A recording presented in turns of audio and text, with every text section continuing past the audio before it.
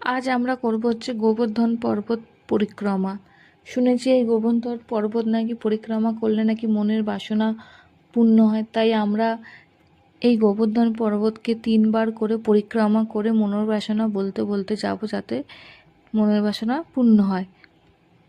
তো আমরা 3বার পরিক্রমা করা শুরু করে ফেলেছি। এটা হচ্ছে মায়াপুরে, খুবই একটা পবিত্র স্থান, ভগবানের স্থান।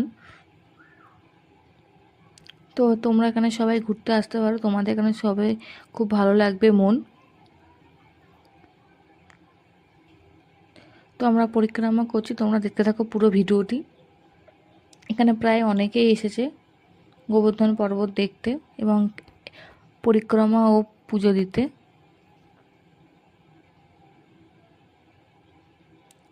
ভিডিওটি ভালো লাগলে তোমরা শেয়ার করবে, লাইক করবে।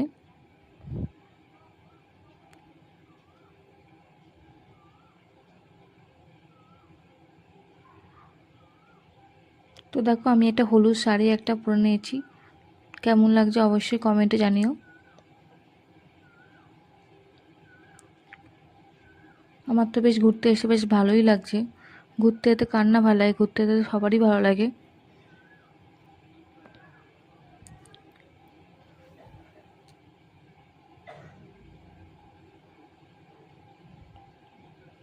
তো আমরা এখানে ঠাকুরকে প্রণাম করছি,